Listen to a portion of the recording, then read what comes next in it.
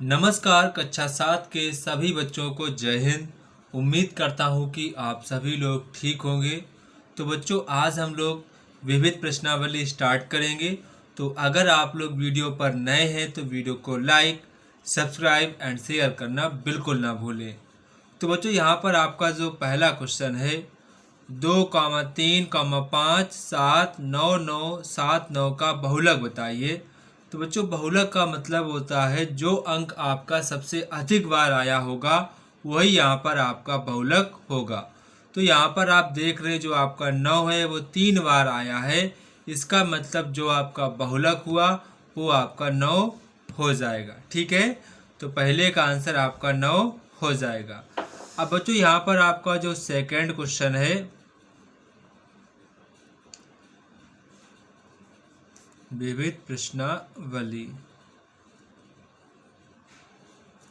यहाँ पर जो आपका सेकंड क्वेश्चन है 10, 15, 20, 25 का समांतर माध्य आपको बताना है। 10 है, 15 है, 20 है, 25 का आपको समांतर माध्य बताना है।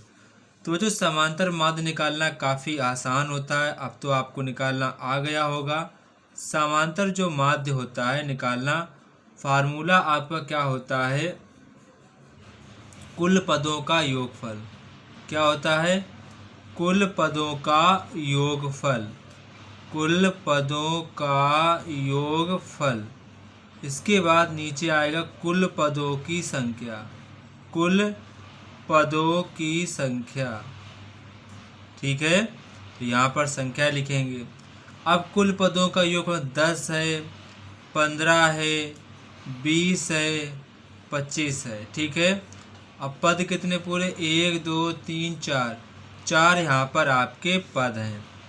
अब हम 10, 15, 25 का इन सभी का योग करेंगे तो ये आपका हो जाएगा 10 और 15 आपका 25, 25 50 और 50 20 आपका हो जाएगा 70। 70/4। 2 से काटो, 2 तियाँ 6, 2 पंचे 10, 2 दूनी 4। अब फिर से 2 से काटो, 2 एकन 2, 2 एकन 2, 2 सत्ते 14, 2 पंचे 10।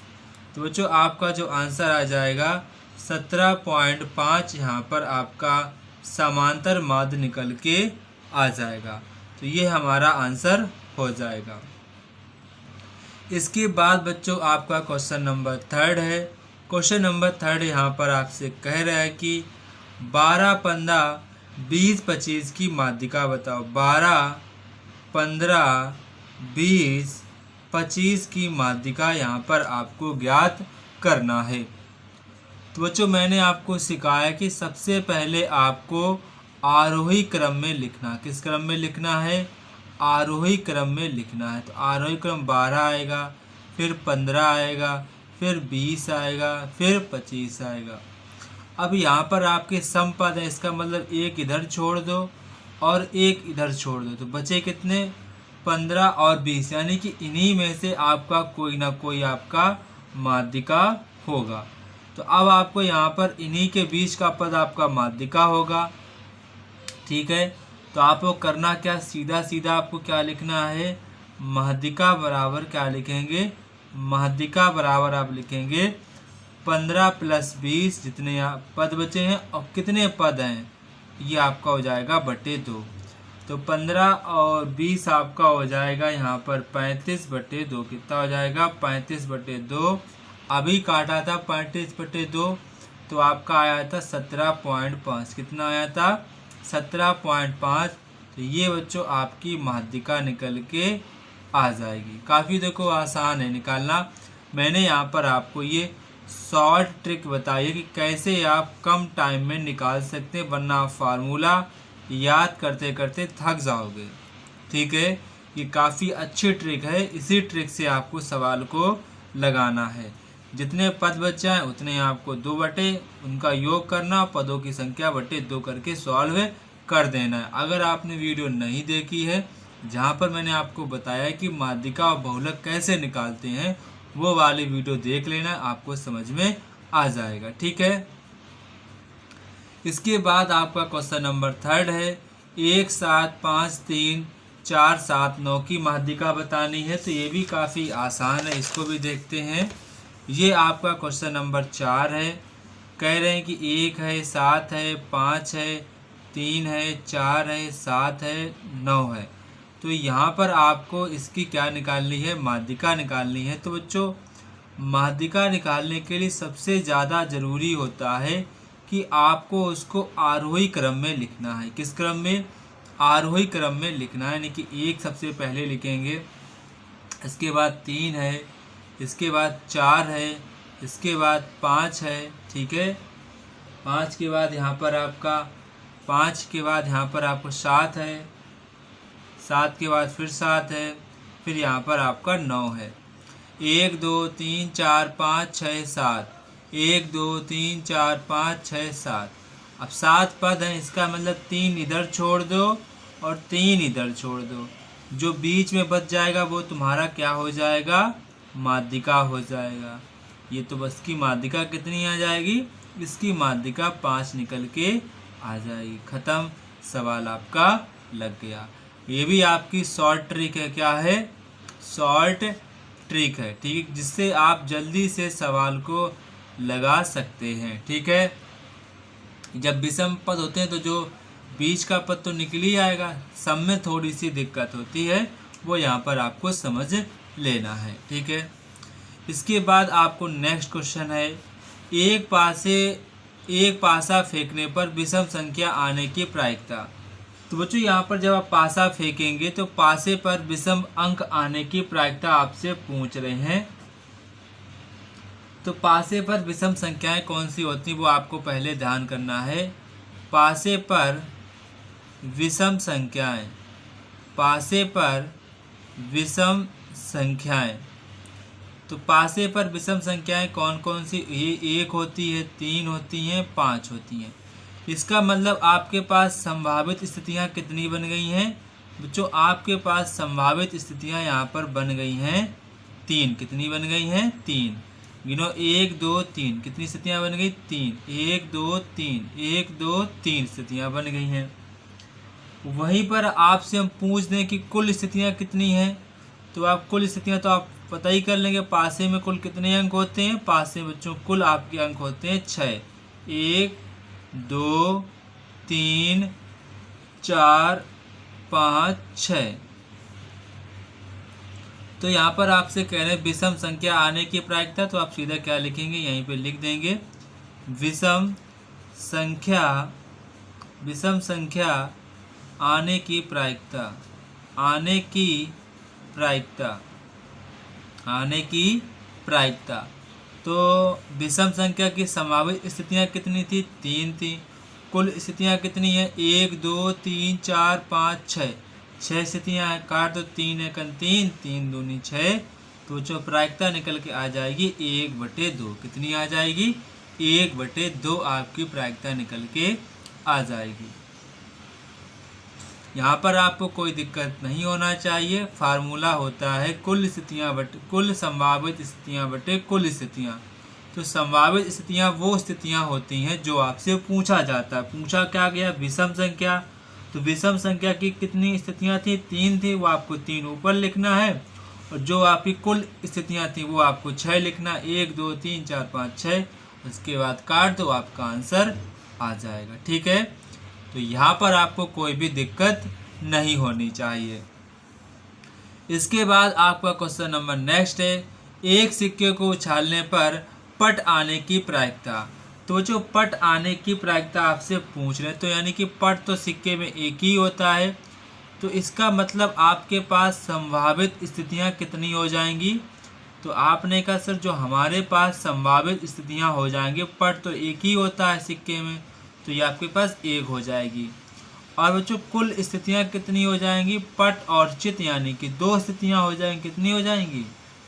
आपके पास 2 स्थितियाँ हो जाएंगी। यहाँ पर आपके पास केवल और केवल पट चाहिए, यहाँ पर स्थितियाँ 2 होती हैं, ठीक है। पट आपके पास केवल पट होता है, लेकिन कुल स्थितियाँ आपकी चित भी होती है। आपके पास हेड और टेल दोनों होते हैं, ठीक है। ये पट हो जाएगा। तो आपके पास 2 स्थितियां हैं, ये केवल एक स्थिति है, तभी हो गया। क्या बोल रहे हैं? पट आने की प्रायिकता। तो आप भी लिख दो पट आने की प्रायिकता, पट आने की प्रायिकता, पट आने की प्रायिकता। तो प्रायिकता सूत्र क्या होता है? संभावित स्थितियां बटे कुल स्थितियां। तो संभावित स्थितियां कितनी हैं? 1 हैं। कुल स्थितियां आपकी 2 हैं। तो यही बच्चों आपका आंसर निकल के आ जाएगा। ठीक है, तो यहाँ पर भी आपको कोई दिक्कत नहीं होगी। ठीक है, इसके बाद आपका क्वेश्चन नंबर नेक्स्ट है, क्वेश्चन नंबर आपका 7 है। क्वेश्चन नंबर यहाँ पर 7 कह रहा है एक पासे को फेंकने पर 3 के गुणज संख्या प्राप्त होने की प्रायिकता। तो ये भी काफ़ी अच्छा क्वेश्चन है। पासे पर 3 के गुणज, पासे पर 3 के गुणज, 3 के गुणज। तो 3 के गुणज कौन कौन होते? 3 का गुणज मतलब होता है 3 और 6, मतलब टेबल होना चाहिए। क्या होना चाहिए? टेबल। तो 6, 3 और 6 होते हैं। तो इसका मतलब आप बताइए कि आपके पास संभावित स्थितियां कितनी हो जाएंगी? जो आपसे पूछा गया वही आपकी संभावित स्थितियां बनती हैं। तो संभावित स्थितियां कितनी बनी? 1 और 2। कितनी बनी? 2। कितनी बनी? 2। अच्छा बताओ कुल स्थितियां कितनी होंगी? तो आपने कहा सर कुल स्थितियां तो हमारे पास 6 होती हैं। पासे में 6 अंक होते हैं, तो 6 स्थितियां बनती हैं। अब आपसे पूछ रहे पासे पर 3 के गुणज आने की प्रायिकता क्या होगी? तो वही यहाँ पर आप भाषा लिखेंगे पासे पर 3 के गुणज, 3 के गुणज आने की प्रायिकता, आने की प्रायिकता, आने की प्रायिकता। तो पासे पर 3 के गुणज आने की प्रायिकता, प्रायिकता मतलब 3 के गुणज यानी कि कुल संभावित स्थितियां वो कितनी है? 2। कुल स्थितियां कितनी है? 6। 2 एकम 2, 2 तियां 6। तो बच्चों आंसर आ जाएगा 1/3। कितना आ जाएगा?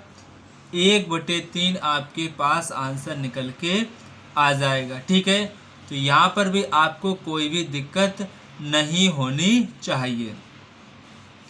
इसके बाद आपका क्वेश्चन नंबर 8 है। यहाँ पर ताश की गड्डी से एक पत्ता खींचा जाता है तो इक्का आने की प्रायिकता क्या होगी? तो बच्चों पहले बताओ, जो आपकी गड्डी होती है, ताश की गड्डी में कुल इक्का कितने होते हैं? ताश की गड्डी में कुल इक्का कितने होते हैं आप बताओ? कुल इक्का बच्चों 4 होते हैं। कितने होते? 4 होते हैं। एक चिड़ी का, एक पान का, एक ईंट का, एक हुक्म का, 4 इक्के होते हैं। तो आपसे पूछा गया इक्का आने की प्रायिकता, मतलब यही आपकी संभावित स्थितियां हैं। तो आपके पास संभावित स्थितियां कितनी बन जाएंगी बच्चों? जल्दी से बताओ। आपने कहा सर 4 स्थितियां बन जाएंगी। कितनी बन जाएंगी? 4 स्थितियां बन जाएंगी। अब ये आप बताओ कुल स्थितियां कितनी हैं, मतलब कुल कितने पत्ते होते हैं? तो आपने कहा सर कुल जो पत्ते होते हैं हमारे पास वो 52 पत्ते होते हैं। कितने होते हैं? 52 पत्ते होते हैं। अब यहाँ पर आपसे कह रहे इक्का आने की प्रायिकता, आप भी लिख दो इक्का आने की प्रायिकता, इक्का आने की प्रायिकता, इक्का आने की प्रायिकता। तो संभावित स्थितियां बटे 4, कुल स्थितियां 52 काटो 4 एकम 4, 4 एकम 4, 4 3 12। तो बच्चों आपका आंसर आ जाएगा 1/13। ये आपका आंसर हो जाएगा। तो बच्चों ये एक्सरसाइज आपकी कंप्लीट हुई है। उम्मीद करता हूँ कि आप सभी लोगों को एक एक बात समझ में आई होगी। अगर बच्चों आपका कोई भी डाउट हो तो आप मुझसे कमेंट बॉक्स में कमेंट करके पूछ सकते हैं। और बच्चों अगर आपको ग्रुप में ज्वाइन होना है, बहुत से बच्चे ज्वाइन हो चुके हैं जहां पर मैं आपको डेली क्वेश्चंस देता हूं, तो आप इस नंबर पर सभी बच्चे मुझे मैसेज करेंगे, मैं आपको ग्रुप में ऐड कर दूंगा। तब तक कि आप सभी बच्चों को जय हिंद। उम्मीद करता हूं आप सभी लोग ठीक रहें, स्वस्थ रहें और इसी प्रकार से जीवन में आगे बढ़ते रहें।